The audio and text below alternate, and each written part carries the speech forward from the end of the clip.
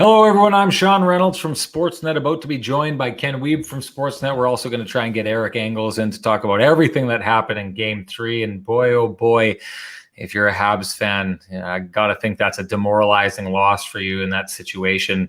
So many different, you're finally trying to get a situation where you can break through against a goaltender and it's an off night by that goaltender. You can't capitalize, seems to be the story time and time again with this series, and the Tampa Bay Lightning finding a way to win and the Montreal Canadiens finding a way to lose. But let's bring in Kenny to talk about this whole thing. Here he comes, ladies and gentlemen.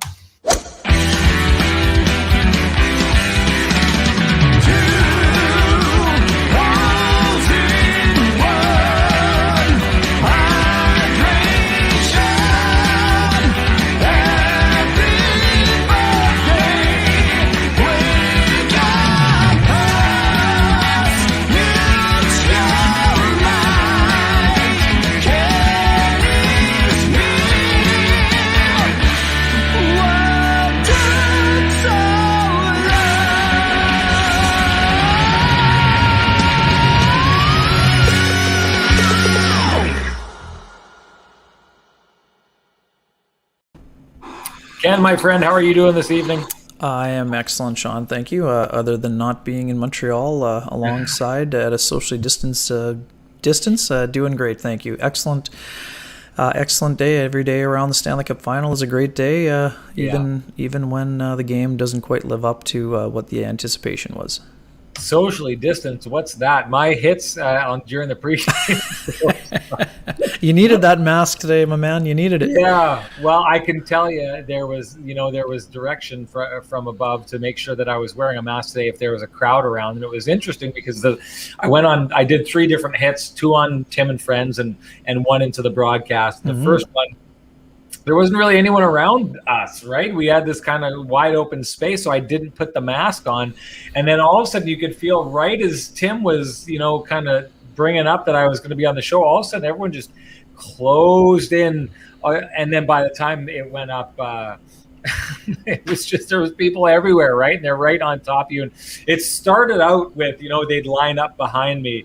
And now the assumption, too many people have seen this, right? Like there's so many people who are there time and time again that they'll walk by and they'll say, hey, Sean, what time are you on? Right? Like they know the routine if they want to get on. And now basically it's just gone. People just step right in front of me. I mean, they were playing drums on my head with the noisemaker, and they've got like puppets, and have the puppets going in front of their face, and I've got like 2 young lads who are just like right in front of me. I don't even know if you could see them on camera, but they just like stepped over and they're stepping on the mic cord, and it's everyone is just like making themselves at home, and that's great. I mean, it's awesome. I love doing that kind of stuff. I love that part of the job when you get out in those in those situations with the fans and everyone's so passionate. I love that part of it, so it's great.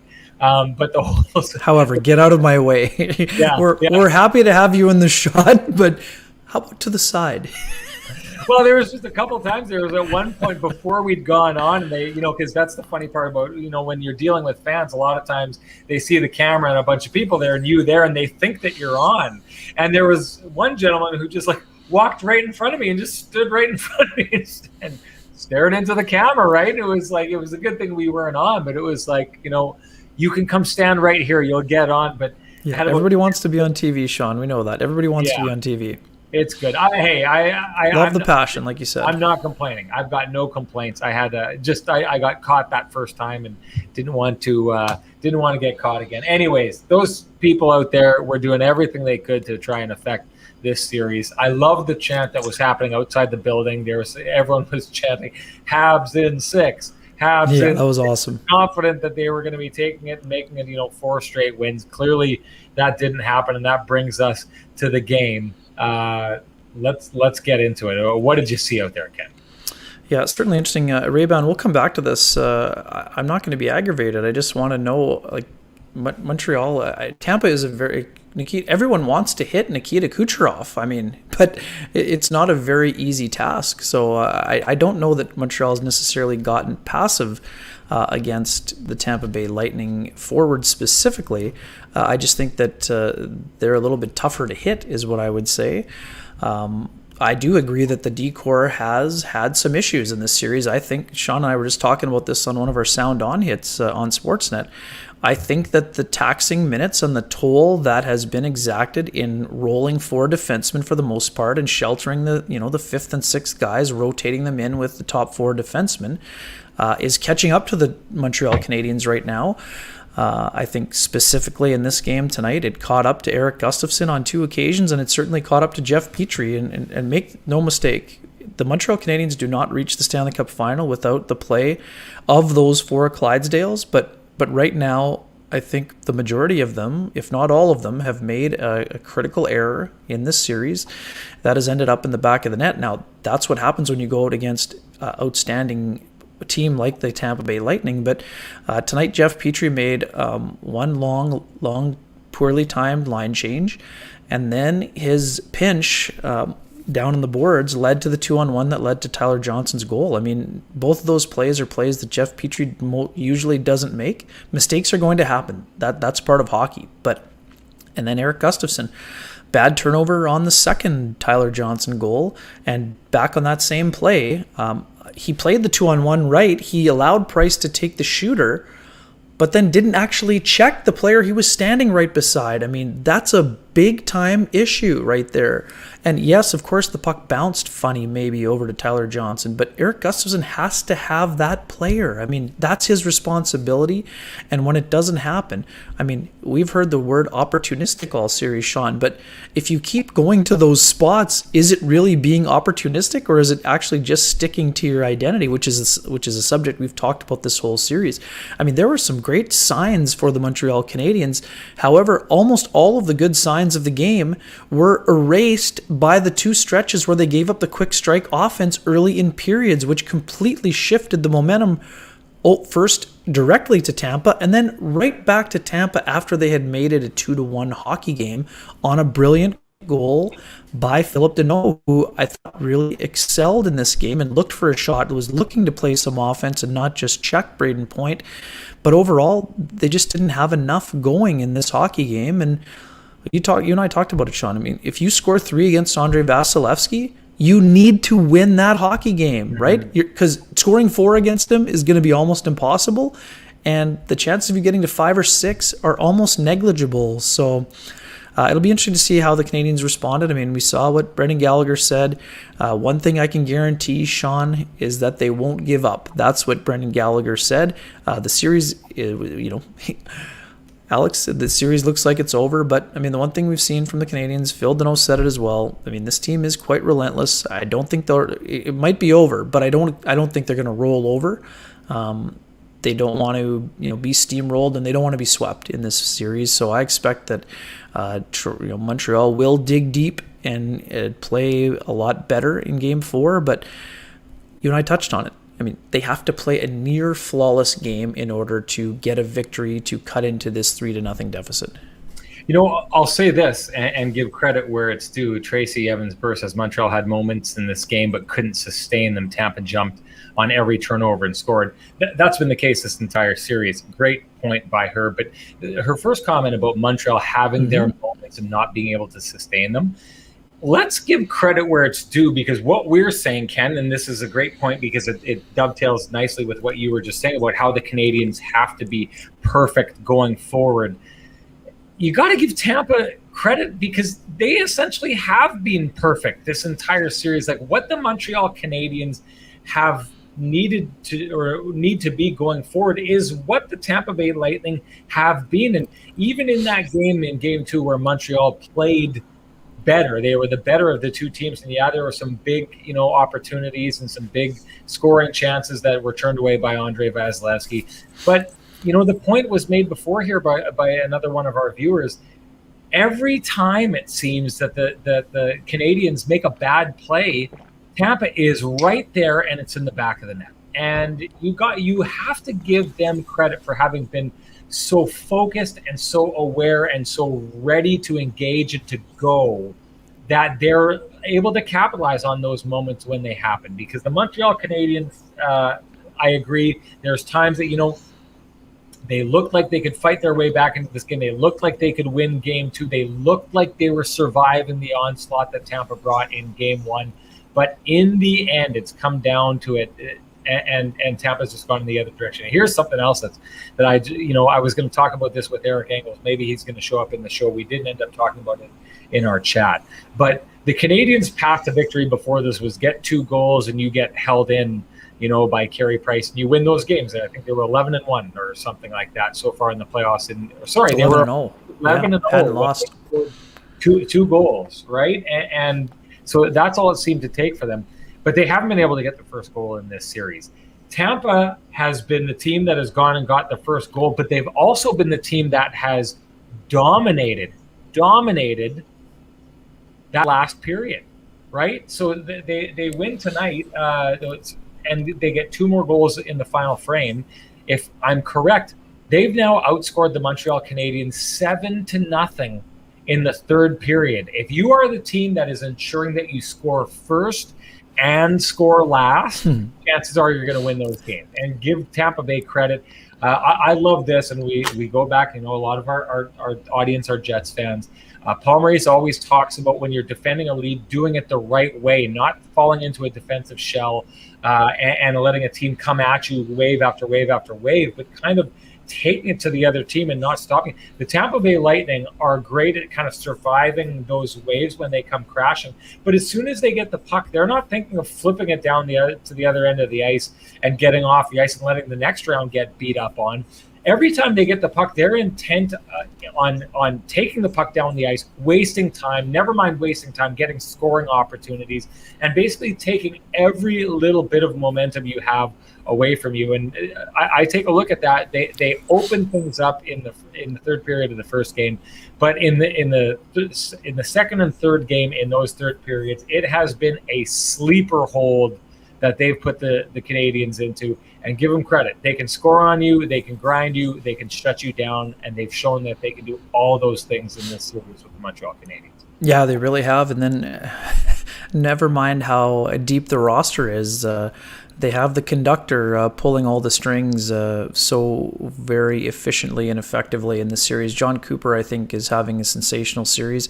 I know Ray Banyer suggested they're being outcoached. I mean, I just think that John Cooper is one of the best head coaches in the National Hockey League, and he's operating at the peak and top of his game. I think tonight he made another very simple and subtle change to his lines up front at a time where he suspected Dom Ducharme was going to try and get Nick Suzuki's line out against Anthony Cirelli, Steven Stamkos, and Tyler Johnson.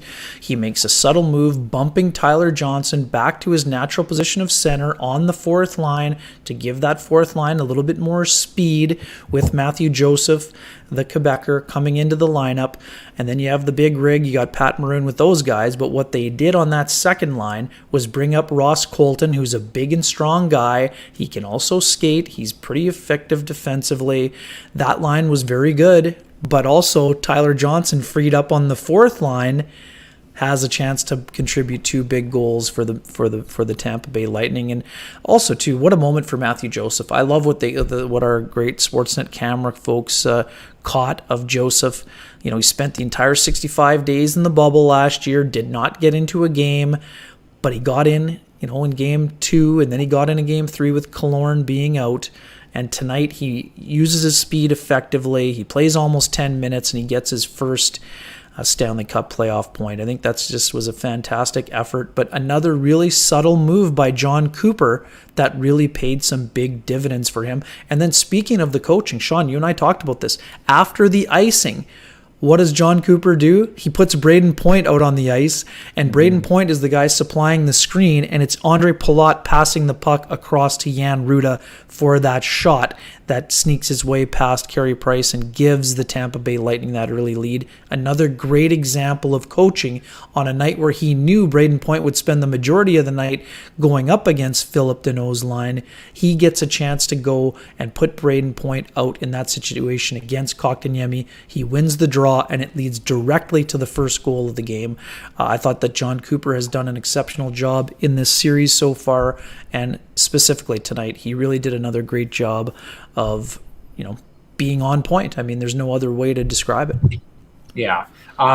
John Cooper, it's interesting because the Pete DeBoer situation in the last round, you'd wondered if his experience was going to allow him to maybe take advantage of Luke Richardson when he was out of the lineup. And never mind Luke Richardson, whether or not he was going to be able to take advantage of a first-time coach like Dominic Ducharme, who is learning on the fly like a number of the players on this Montreal Canadiens team for his first time. But John Cooper is a guy that, he's the longest tenured coach in the NHL.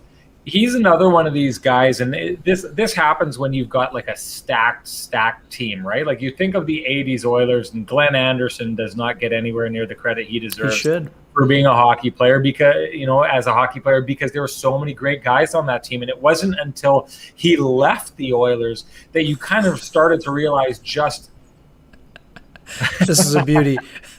The funny part is I've got a lot more Marriott points than Sean does, but I know you do get the bumps once in a while, which is always good. It's just great to be back on the road, that's for sure for you. This is I'm going to explain this quickly. The TV guys, like the faces or whatever we want to call ourselves, I'll tell you this: the guys behind the scenes refer to us on camera guys as poodles, because they think we need primping and whatever to get ready to go on camera. We're like the dogs in the dog show. It's hilarious. But the technical guys travel way more than we do. So it's funny. You get to the hotels on the road like this, and you walk up and they're like, "Oh, hello, Mr. Reynolds." And Joe Smith, who's one of the truck guys, will walk up and they'll roll out the red carpet, because those guys get way more points and way more perks. Like I don't ever get enough. There's at some of these hotels, they've got, I don't know if you would have got to this point, Ken, but they've got, if you're a certain status, it's like the Air Canada Lounge, but in the hotel. So like you basically go there and there's breakfast and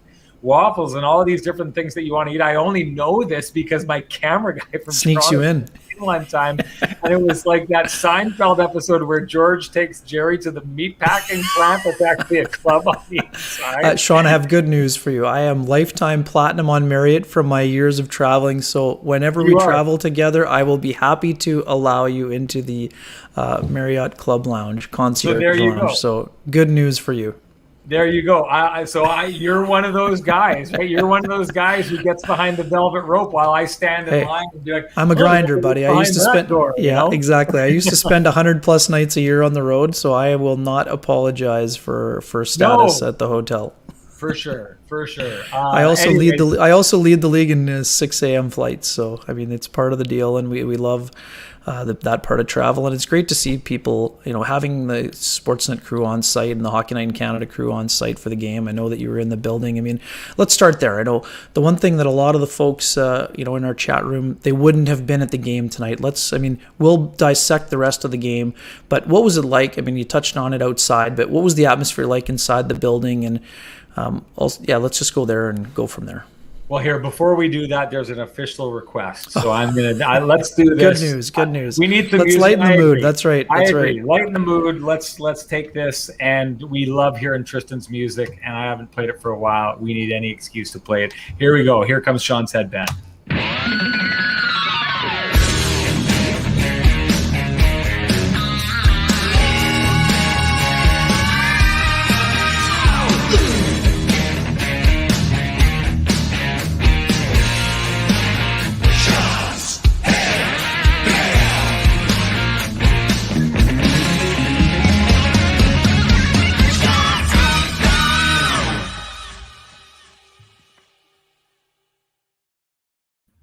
Man, that felt good. I love that. I love that song. I think I've said this before, but this is kind of like one of those things I do at home where like I pull off like a burn on one of my kids or something like that. Like if they haven't cleaned their room and they kind of give me back talk and I get like a good line in on them, I'll like cue it up on my phone and play it and like walk out, bobbing my head like, yeah, take that, kids. There you go. Do you have your own song about your headband? Yeah, no, Dad does, so take that. So anyways, good times. What were we talking about? We were talking about atmosphere in the building. What was it like inside the Bell Center, at least before the air was let out of the balloon, at least momentarily with that tough start? Well, and I'll give the fans credit. They did a really good job of staying engaged throughout that entire game, despite the fact that their team did not give them much reason to be jacked about it. But, I mean, Luke Fox, our colleague at Sportsnet, a great guy who's been on the Kenny and Renny show before. We love Luke. He's the best. There's some great stories. I've got a great story about Luke on the road. We'd have to have him on the show if we were going to talk about that. And by the way, I saw Zeiss tonight. I'm all over the place tonight. Why not? Let's get focused here. Let's get focused. Focus in, zero back in. But sorry, Arish, you could not see my suite because I haven't traveled since last August in the bubble to Edmonton. So my suite has never been in the background, but hopefully at some point next season we'll be seeing that. Yeah. I've lost. Okay, yeah. The inside the building. Luke Fox is there. It's great. Luke Fox is there, and it's the first time he's traveled since the beginning of the pandemic, and so it's the first time he's experienced this, right? And I was saying this on our sound on before this, Ken. I've been in this Bell Center before. I covered the World Juniors a couple of years ago. It was one of those years where, like, the crowds at the World Juniors were really bad, right? Like, that's a different station and our competition. And I've got my own rant about that tournament should be going back to places like Winnipeg because they're putting it in really big venues where not as many people are getting in there. But anyways, I've never really seen that building totally full before, right? And so all I've seen, and no one in Montreal has seen what that building, 21,000 strong, looks like in a Stanley Cup Final. No one has experienced that before because they haven't been to the Stanley Cup Final and I've got an exact count, 10,250 days. That's how long it had been before this game, to go back to Game 5 where they won the Stanley Cup and hoisted it for the last time. But Luke Fox, it was his first time traveling since COVID started, so he sat down in there and you're looking over at him because what he's about to experience. These 3,500 fans that you're thinking, okay, well, it's going to be limited. The amount of noise that those fans can make is phenomenal, especially for such a big building. You'd think it would take a lot, or that they just wouldn't be able to fill that building with noise. They do such a good job that I'm telling you, if you went in there and if you closed your eyes and listened to that place before the game without looking to see that it wasn't full, you'd think that it was close to a full crowd.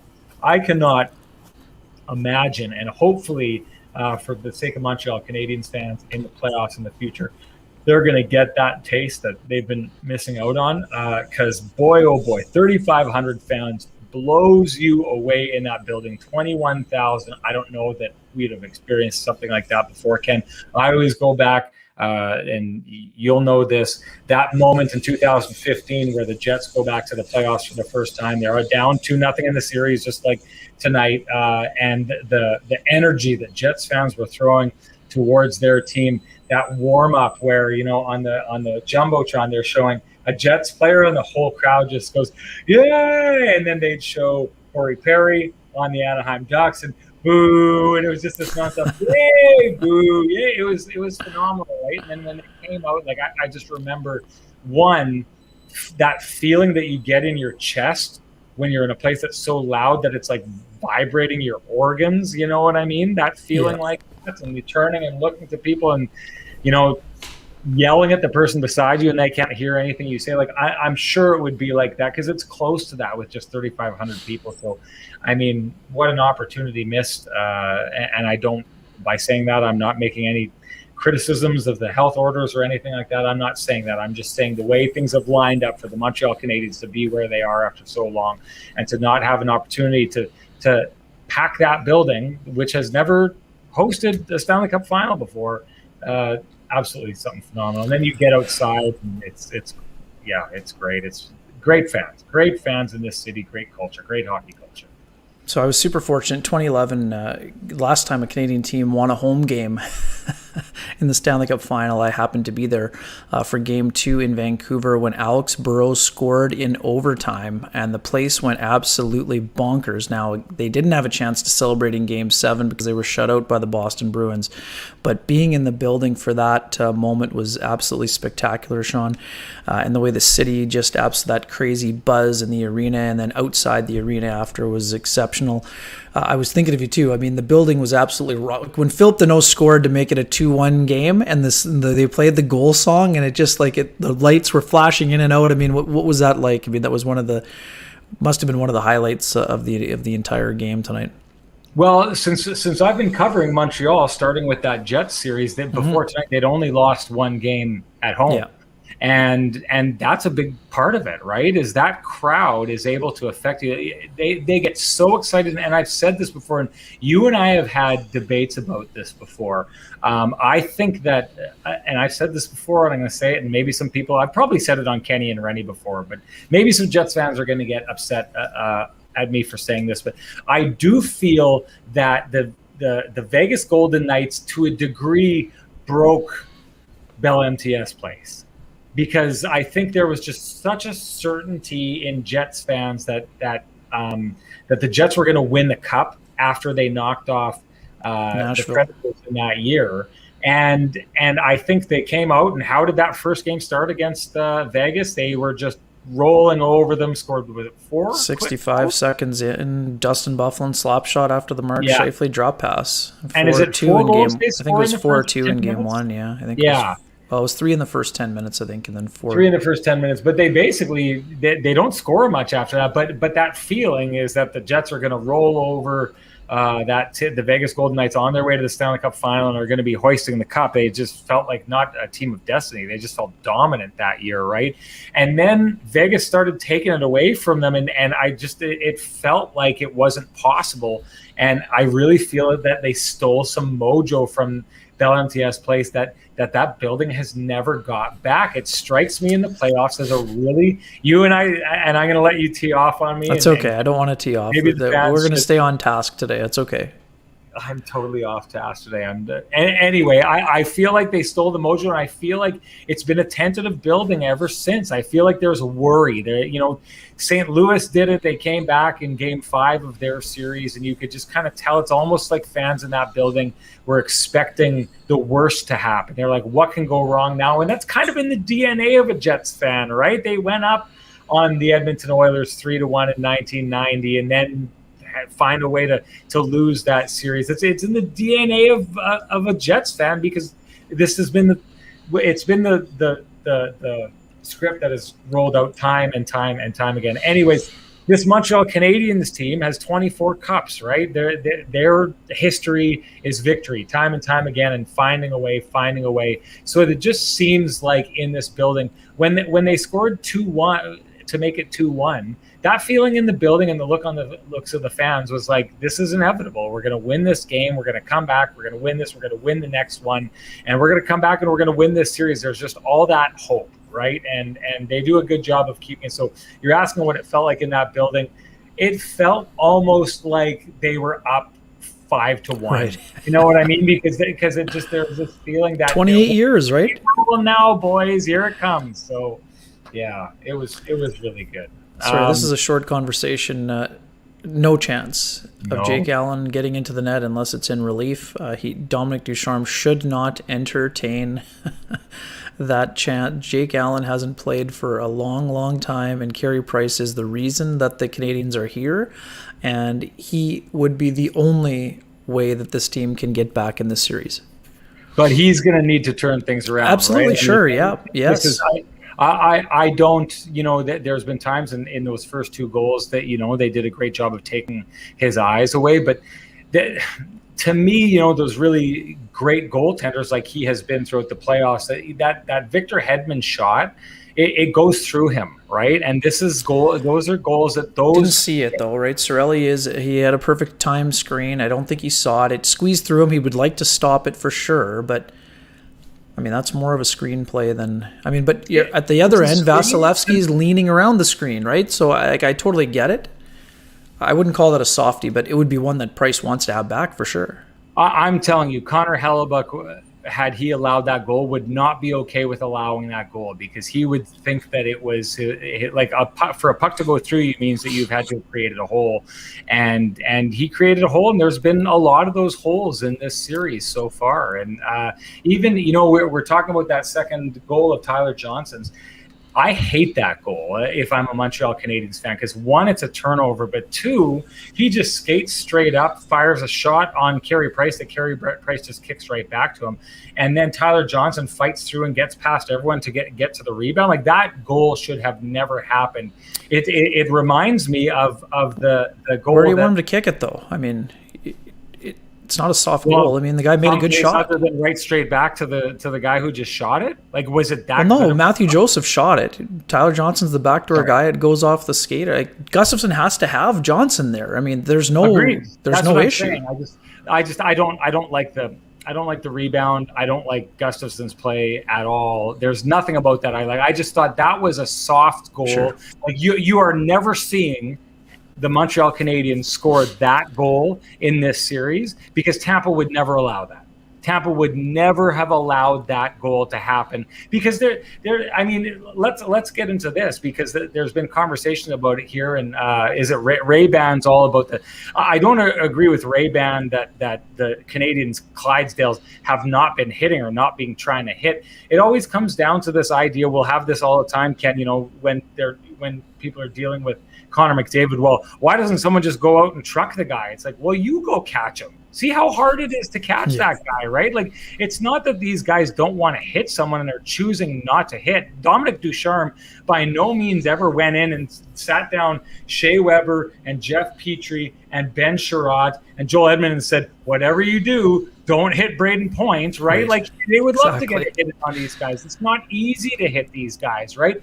But I will say this, the crease has been a place that time and time again Tampa has been able to get to. Montreal rarely gets there, and if they do, it's such a battle that their sticks usually aren't free enough to capitalize on anything that is there. And you saw Tampa do that against the New York Islanders in the previous series as well. And I talked about this, Ken. I call it psychological warfare. The Tampa Bay Lightning have taken a strength of the Montreal Canadiens and being better at it and taken that strength away. And I just think when that happens, you're taking hope away from a team because you are basically stealing their identity and stripping them of that identity. And the Tampa Bay Lightning have done that to the Montreal Canadiens in this series. When we talk about the net front, Ray-Ban is definitely right about that, although I don't agree with the idea that they're not trying to hit. No, exactly. They didn't change the recipe. They just they haven't been able to execute the recipe, and that's been the biggest concern. I know some folks are talking about Eric Gustafson. I thought Eric Gustafson struggled tonight. Eric Engels also agreed. He thought that he struggled in game 2. This is what happens. I mean, Eric Gustafson plays a little bit extra when the team is chasing the game, and then there are some times when he can get exposed defensively. I thought that did happen. I didn't like the way he played the 2-on-1 at all, and I didn't like his turnover on Tyler Johnson's second goal. I mean, that's just a play that can't be made when you're chasing the game. But we talked about this earlier. I mean, it's not just the young players making mistakes for the Montreal Canadiens. I mean, someone has mentioned here, I mean, now it's 6 games, or is it 7 games now without a goal for Tyler Toffoli. And when your team is not overly deep offensively in terms of goal scoring, Tyler Toffoli needs to be a driver on this team. And right now, he's not at that level. I thought Nick Suzuki was very good again. Sure, I know a lot of people will look and say, well, that puck squeezed through Andre Vasilevskiy. Well, that's because he got the shot off before he could get set. I mean, that's a smart shot by a young player. The Corey Perry goal, excellent job of a finite area to shoot the puck. I personally don't like that style of going down in that scenario. I understand they're playing the percentages. He did the same thing on the Scott Mayfield goal. Vasilevskiy stops more than he lets in that setup.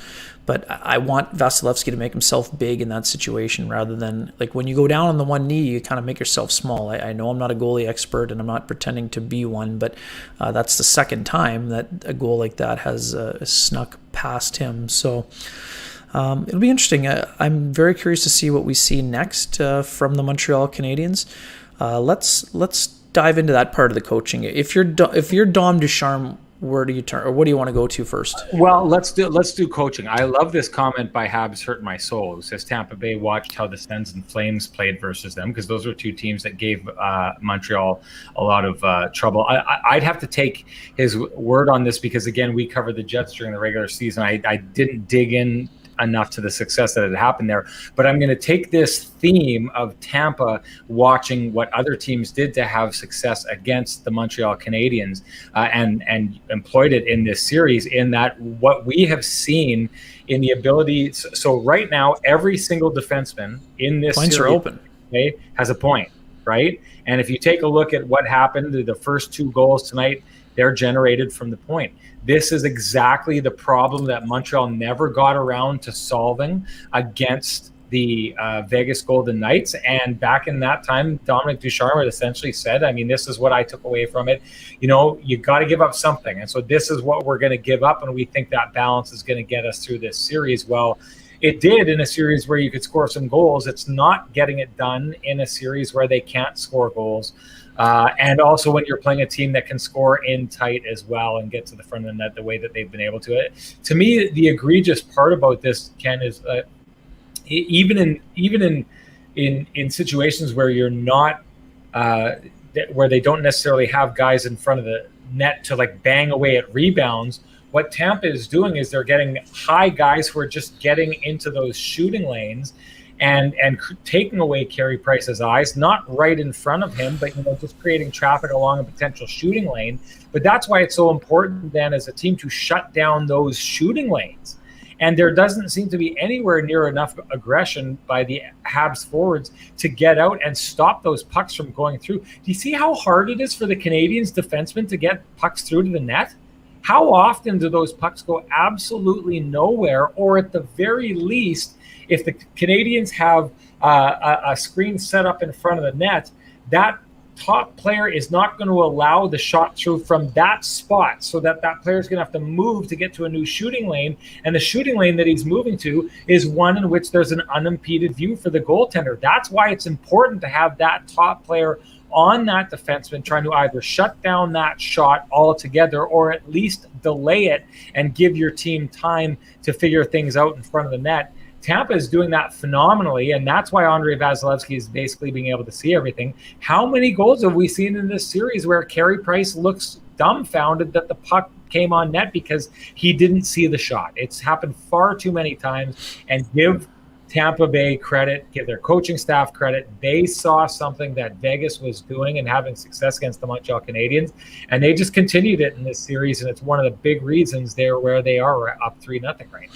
Yeah, for sure. I mean, Kevin Bieksa showed it during a highlight pack during the first period, or might have even been pregame. It's part of their structure. I mean, this is something that's not a new thing, and it's not like they were planning to play that way, but they play a very compressed style around Price. They're trying to take away seam passes, and they feel as though the shot of least resistance or danger comes from the top. But unfortunately for them in this series, the point men are getting a lot of plays going out. I mean, someone had said on the power play goal that it was it's not a lack of respect for Hedman. It was just a bad read where I think Danault thought Lehkonen was going to apply the pressure at the top of the diamond, and Lehkonen thought Danault was going there. When neither one of them went there, it led to that unimpeded shot with a really good screen. So that was another breakdown that we're not used to seeing. This is a Canadiens team that killed off 32 consecutive penalties in the playoffs before Tampa scored on that one-timer or the bad angle shot from Stamkos in Game 1. But they haven't been as aggressive, they haven't been as efficient, and they haven't been as effective. And that was one area, all of the things that they were doing so well.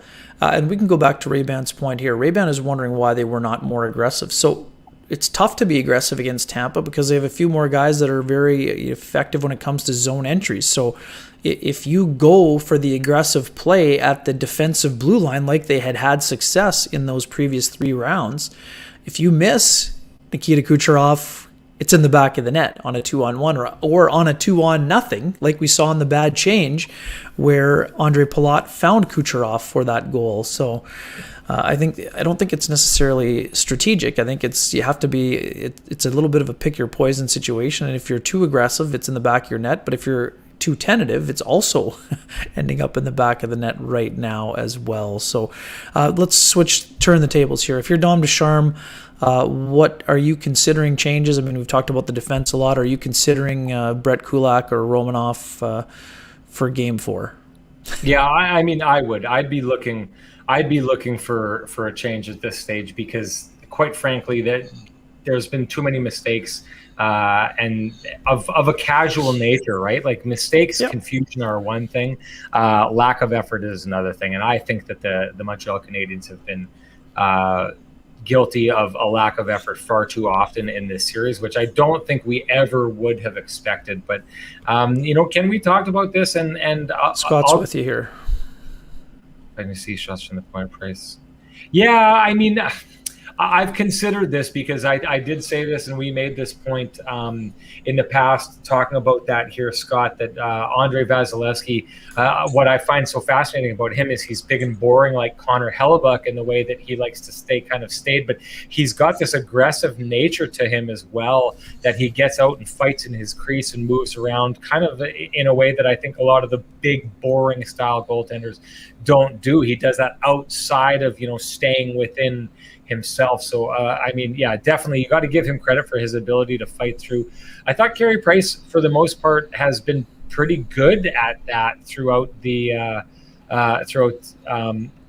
playoffs so far. I will say this, and Ken, I don't know if you'd agree with me on this, and I'm not trying to hang it all on Carey Price, but this has not been the best of Carey Price. I don't forgive everything that we've seen from him having to do with the traffic in front of the net. Like, at some point you're just going to need saves. At some point this is billed as a goaltender's duel.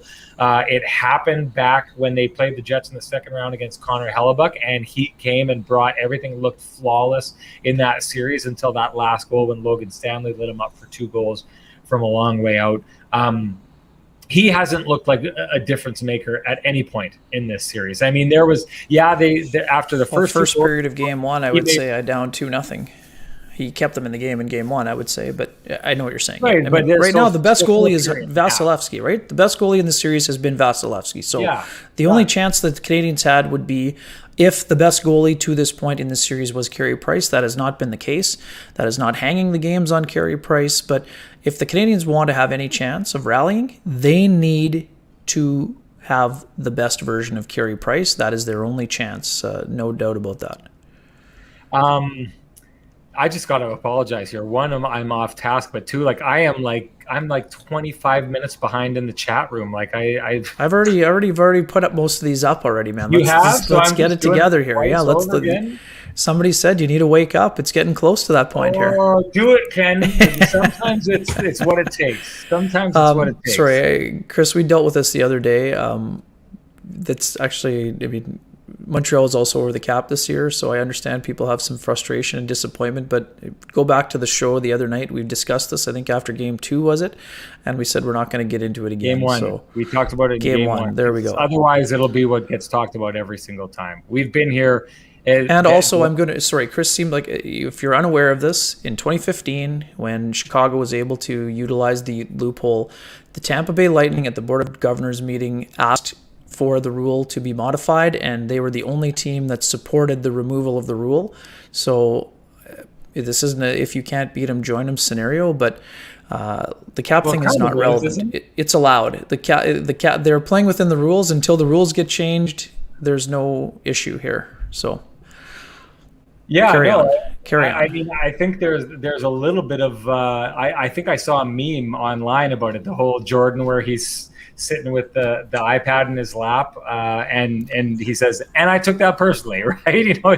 It's the Tampa Bay Lightning went out and wanted something done about it because the Tampa Bay Lightning were a victim of this from the Chicago Blackhawks doing this in 2015, and they lost the Cup Final to Chicago in 2015. And the headlines back then were Chicago benefits from salary cap, creative salary cap manipulation and all this kind of stuff. Back then, all the headlines were talking about how great Chicago was and how brilliant they were to get this done. And now, I get it. People want a Canadian team to win, so they look at this and they feel like it's cheating. But the rules are out there. They are following the rules that they wanted changed, and no one else got behind them. So they said, okay, fine, this is what we're going to do. We're going to go and we're going to play this game, and we're going to play it better than anyone else. I think the Tampa Bay Lightning deserve more credit. The fact that they wanted these rules changed and no one else in the league got behind them, and they said, fine, we'll start playing the same game everyone else is. I think they deserve more credit than the Chicago Blackhawks did in 2015 when everyone was scrambling to give them credit and praise for manipulating the salary and getting to where they were. Tampa Bay wanted this gone. They got no support from anyone else in the league, and now they're burning the rest of the league who would not support them at that time in the exact same manner. It's justice, at this stage. It's justice for that to happen. So let's go back to Dom here. Would you make a move up front to Tatar for Lehkonen perhaps, and some folks have been hard on Josh Anderson. I thought that Anderson has had some physical moments. Does he need to score more? Yes. You acquired him to be a power forward that can produce offense. I actually like the move to put Anderson up on the top line with Gallagher and Deneau because I thought they were able to generate more offense tonight. I think Tatar coming into the lineup, I really wasn't for it for tonight, but I do think that there would be some benefits to trying him out in Game 4 with maybe a chance to see if you can shake some things loose up front. But Tyler Toffoli needs to get going. There's no way around it. I've said it throughout this entire series, but I mean, for folks who are saying Toffoli's the kind of guy that gets you into the playoffs but not through, I mean, Tyler Toffoli had an 8-game point streak in the playoffs, in this playoff. So to me, the fact that he's gone a little bit quiet doesn't mean he can't produce. And if you're curious about whether or not he can produce, check the ring collection and go have a look at the Hockey Hall of Fame and see his name on the trophy 2 times. So I don't think that he's a guy that folds in the playoffs. It's just right now he's not producing at the same level of offense that we saw during the season and at the earlier stages of the playoffs. But let's also remember, it gets harder to score as the playoffs go on. I mean, this is also a fact. The thing that makes it tough with Tyler Toffoli is he's on a line with 2 young players, right? But those 2 young players are playing great, right? Like Caulfield and Suzuki are playing absolutely phenomenally. I wonder, though, if a guy like Toffoli doesn't need more space created for him on the ice, right? Like, I wonder what it would look like if you put him on a line with Jesperi Kotkaniemi to see if that would kind of create some of the space that he needs to get that shot off. Because, I mean, that's what Tyler Toffoli does absolutely phenomenally, right? You give him a spot to shoot from, and he can pull that trigger. He's on a line now with Cole Caulfield, who seems to, as he's grown in stature throughout the playoffs, taken over that role on that line more so than Tyler Toffoli is. I feel like the success that Tyler Toffoli had before this, in an effort to get him going, maybe that's what needs to happen. Like, maybe the lines need to be jumbled here or something like that. But I mean, to your point about what Dom needs to try, I mean, I guess there's maybe, the Canadiens players said, we haven't changed our lineup all playoffs. Why would we start now? But sure. Ken, you and I always use the example of covering that Blues team on their way to the Stanley Cup. Even Dallas in that series. Even Dallas was plugging guys in that series. Constantly. And I remember we did a story. We did Game 7 of that series, and it was one of my stories in that series was every single game that either Berube or Dallas's coach, gone now, Montgomery. Jim Montgomery, every game that Montgomery or Berube made a change, pulled the guy into that lineup, that player had a direct effect on the score sheet the next game. They were absolutely phenomenal in affecting I am not taking it personally whatsoever. And I also don't agree with this. I mean, he was playing with Suzuki, but Caulfield was no part of the equation when Tyler Toffoli was the leading scorer on the Montreal Canadiens. Caulfield wasn't even in the lineup for the most of that. So, I mean, did he benefit from playing with Suzuki? Of course. Suzuki's had a great year, but Tyler Toffoli was making his own magic during the course of this season here. I do feel, and I'll go back to that because they're bringing this up, and I mean, I'm not trying to blame this on Suzuki and Caulfield. I think the mix that they have on that line is they've got 2 shooters and a setup guy, right? And I'm a big believer in Suzuki as a setup guy. I've said this before. If I were the Montreal Canadiens and you were trying to like swing for the fences for a really, really, really big scorer, if you got Patrick Laine and put him on the line with Nick Suzuki, I think that would, you could do really special things in Montreal. That's beyond the point, and that's a conversation for another day. But I'll say this, I think that the best lines have, a trigger man, a setup man, and a guy who kind of makes space, retrieves the puck, goes and gets it back to the guy who, sets things up. And I don't think there's that guy on that line for the most part, or Suzuki can be that guy. I'd like to see Tyler Toffoli on another line that was bent on getting him the puck and creating space for him to shoot the puck, because that's not what you could expect from Cole Caulfield or Nick Suzuki, and that's not what you would want from them, because both of them are so good with the puck. You want them doing what they're doing. I just think that there could, a new look for Tyler Toffoli would potentially be able to wake up a guy that needs waking up, and could really have an effect on the team if he were able to wake up. For sure. And Marcus, I'm not bashing Toffoli. I've been praising him throughout this entire playoff, but he had a tough stretch against Vegas, and he's having a tough stretch now on a team that needs him to be the bus driver. That's all I'm saying. He needs to give more. I'm not blaming Tyler Toffoli by any stretch, but in the only way the Canadiens have a chance is if a guy that has his name on the Stanley Cup is the guy leading the charge offensively, and right now he's not doing that. There's some great. The comments are on fire so far. They are, yeah. It's good. It's good. I love to see this. Yeah, I think that Toffoli, the last 3 games, I think. I also believe this, probably. He's just not moving well out on the ice. He's not skating well. Yeah, that's a good point. Anyway, let's go in a different direction. Where do you want to go, Ken? Got 10 minutes left. I'm useless as a host today, just to tell you. You've seen this right from the beginning. I am. Where do you want to go? What do you want to talk about?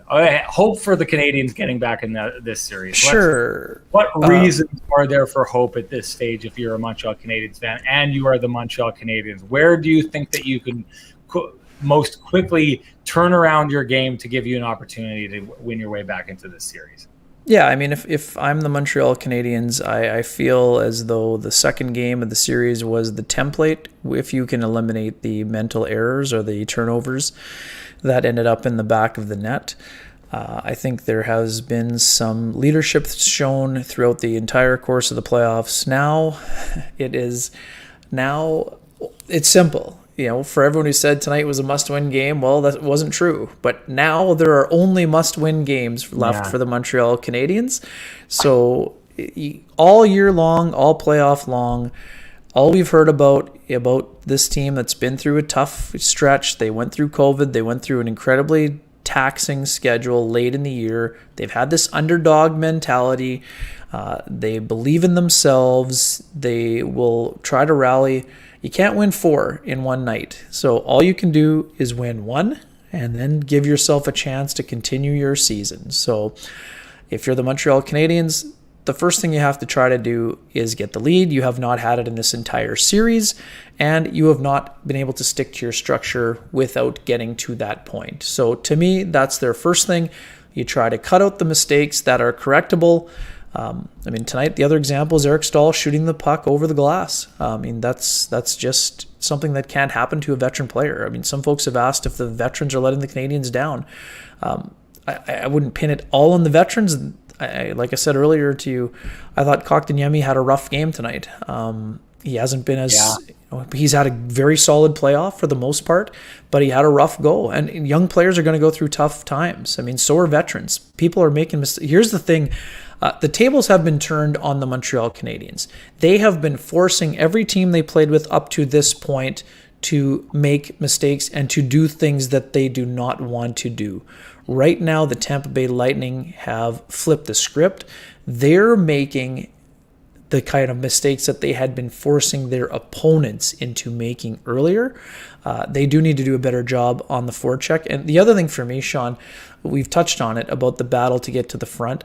It's one and done for the Montreal Canadiens. There have not been enough second chance opportunities, and that, again, is what we saw for Canadiens' opponents in the first 3 rounds. Against Toronto, not a lot of second chance opportunities because the front of the net is kept clean and Price is doing a great job on the rebounds. There just have not been enough times when Montreal has got to the net to Vasilevskiy and found a way to get a second chance opportunity. So that's something that must change immediately if you're the Montreal Canadiens, and they need to find a way to get things rolling. That's just as simple as it is. You can't you're not going to put a 4-game winning streak together. I kind of wonder, Sean, what's your opinion on the 2-day break? Who does that benefit? Does it make it tougher for the team that is having to have their season hanging by a thread, or is it tougher for the team that has so much anticipation, easy for me to say, building towards winning a second consecutive Stanley Cup final, but you have to wait 2 days to potentially do it? Who does that benefit, either team, and if so, how so? I think it benefits the Habs more than it does Tampa. One, you're talking about that anticipation. I think they just want to get at it, and it makes, they want to win this. They want to close this thing down. So if you're Tampa, I mean, that could potentially play against you. Although I don't, to be honest with you, I don't know how much it will. Everything I've seen from this team is they get like, you want to talk about a team that knows what it takes to be a championship team. They've showed every single sign of it so far in this series, and even in that series that they played against the New York Islanders that went 7 games, like I didn't see any games or instances where Tampa messed things up to make that a 7-game series. I mean, the New York Islanders earned every little inch of ice they had in that series, and Tampa made them do that and was still able to turn around, hang an 8-0 victory over top of them, or score a single goal and close out the series like that, because they're just so good at that.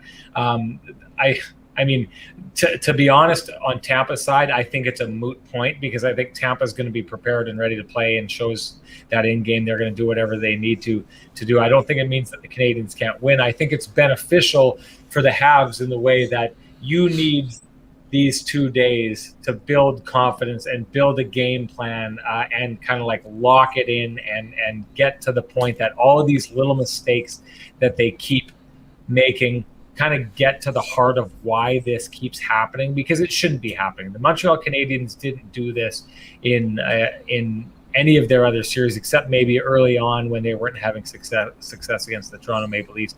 This is not something we've seen from them before. Again, it comes down to this for me. You go out and you allow 2 quick goals in the first period. That's bad enough as it is in a game that you need to have when you know the importance of scoring first. Never mind the fact that this Montreal Canadiens team has done a really good job throughout the playoffs of being the team that gets that hot start. But when you fight back and you make it a 2-1 game and you head into the next period and you allow an early goal on a 2-on-0 with Palat and Kucherov, like, how does that happen? How do you possibly allow that to happen?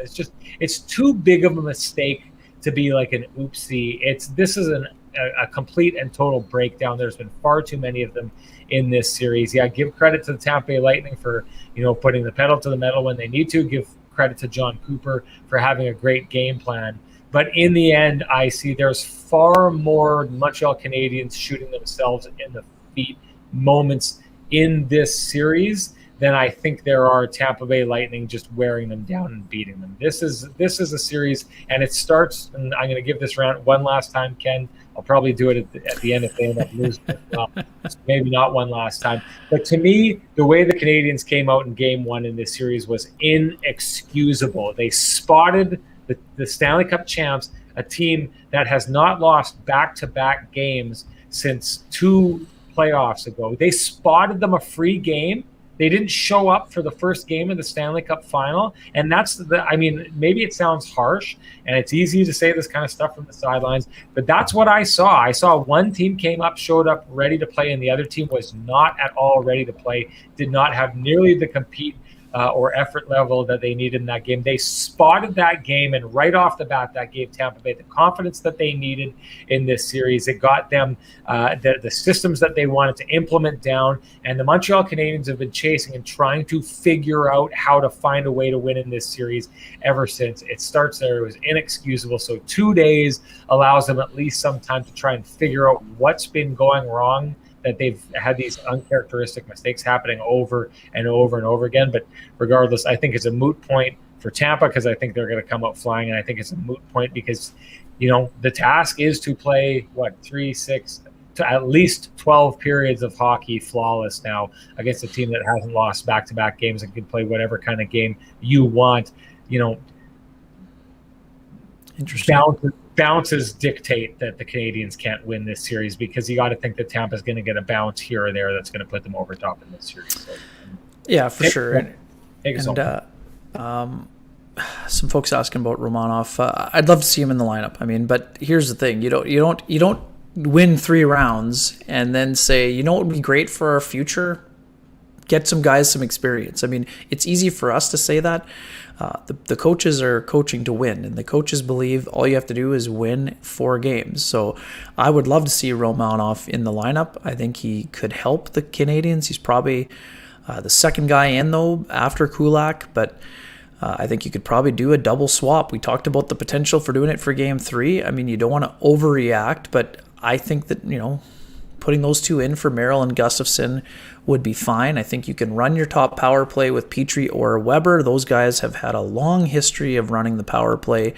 I thought tonight that Gustafsson's defensive issues got exposed, and we'll see what happens. And up front, I would go to Tatar. We did talk about it a little bit, but yeah. And in terms of Kucherov, what he's doing is exceptional. Elliot Friedman talked about it during the intermission. Yeah, I understand some folks are not happy about how these things worked out for the Tampa Bay Lightning, but once again, I will contend that no team or organization wants to be playing without their best player. And one of the best players in the NHL. You don't just give that guy a vacation. And he had a serious surgery that prevented him from coming back. And in terms of the Tampa Bay Lightning put Tyler Johnson on waivers. This is another one of these great Stanley Cup hockey stories. I mean, Tyler Johnson he's an unsigned free agent, won a Calder Cup or two in the Lightning organization, for surely one. Has been a staple for their team. One of the guys who they've built their team around. Now he's a fourth line player. But rather than pouting after getting bumped from his second line fill-in position, when he goes down to the fourth line and plays around 10 minutes, he scored 2 goals tonight. I mean, that is how you respond, right? I mean, some people see a demotion, he sees an opportunity. I love that about hockey. I think it's an important thing that often gets overlooked. It would be easy to, hang your head or pout. Pat Maroon said it himself. A lot of guys would be pissed off in that scenario. In terms of Weber, he's got an injury. That is why he got knocked off the first power play. He can't shoot it the way that he normally does. There's no friction. But anyways, Tyler Johnson's been a great story. You need to sacrifice to win. I believe actually he was on waivers twice this year, I think, if I'm not mistaken. So anyways, I think it'll be fantastic to see what the Canadiens and Lightning both have in store for Game 4. It's an awfully big hill for the Montreal Canadiens to try to climb. And we'll see if it's a sweep or if we're going to play on, or if the teams will play on, I guess. We will be going on regardless. But it's been another fun show. Thanks to everyone in the chat for your engagement and for the passion. Hold on. I know I look tired. John Vienuk said so. He's right. I'm wiped. It's true. But people have brought it up a couple of times, and I want to talk about this because I'm fascinated by this. The idea of, we love to say, these young players on the team, Cole Caulfield and Nick Suzuki, and what this is going to mean for the future. And I do think it's going to mean that. But I also do think that there should be a recognition here. The Montreal Canadiens got to a spot where they may not have taken full advantage of the opportunity they had in the Stanley Cup Final, because you got to recognize how hard it may be to get back there. And people keep asking the question. And, on the outside, it would look crazy, right? Are the Montreal Canadiens going to make the playoffs next year? It's an entirely legitimate question. I mean, look at this division. Florida is absolutely phenomenal and on the rise and looks like they're going to be active in trying to get players. Tampa Bay is going to have to shed some salary, but you can clearly see by the depth that they have, they could lose scads of players from this roster and still remain the best team in the league with what they have going on. The Toronto Maple Leafs made their push, had the Montreal Canadiens on the ground, couldn't step on their throats, but are going to be a really tough team. The Ottawa Senators are going to be getting better. We know that. So they're stepping up. I mean, this is going to be a really, really tough division this year. And the expectation that the Montreal Canadiens could pull a Dallas Stars, right, be, in the Stanley Cup Final and out of the Stanley Cup playoffs the next season, you have to take a look at it and think that that's a possibility, right? It is entirely a possibility. I don't know what you think, Ken, but they'll be tough to make the playoffs next season, I believe. I think the Canadiens will be a playoff team. It's not going to be an easy road. There's no doubt about that. Who knows what the offseason will bring? Maybe there's a change back to conferences rather than divisional playoffs. I mean, there's all kinds of things that could be happening. I think that the Canadiens are on the way up. I mean, can they converge with their veterans and their young players taking the next step? I mean, that that remains to be seen. I mean, we'll see what happens. It's not an easy task. I think that based on what we saw from Marc Bergevin this season, he knows that there are some veteran players who are near the end of their career, on the back nine, if you will. He also knows there's some young players that are really emerging, so I expect that they will make the necessary additions. There will be some players that he pursues, and I do think that they will remain a playoff team. It's not easy. Like I said, it's not a guaranteed lead pipe lock. It's not you're not assured of that, but I think they will be a playoff team again if they get that progression, and if Carey Price can play at the playoff Carey Price levels. If Carey Price is a 901 goalie next year, and if Jake Allen is the guy that goes to Seattle, well, maybe they can't make the playoffs. But if Carey Price plays at the level we're used to seeing him at, and those young players like Nick Suzuki and Jesperi Kotkaniemi take that next step in their progression, I see them as being a playoff team. But we'll see what happens. Yeah, I forgot Boston in that whole. Well, Boston's got a little bit of turnover with their roster as well. I mean, is Tuukka Rask back? There's no guarantee there. Krejci may be gone. They still will have a very good team, and I see a potential for it'll be an on-the-fly reload. I don't think that the Bruins will go to a rebuild situation, but I mean, it'll be interesting. But I do think that the Canadiens can compete with the Bruins. There's no doubt about that. And Florida, they took a big step this year, but I mean, we'll see what happens if they can do the job next year as well. Kenny, you did a great job carrying me tonight. I know I was not my best, but I appreciate that. Now I always know I can fall asleep in a lot of moments, and you can take things home.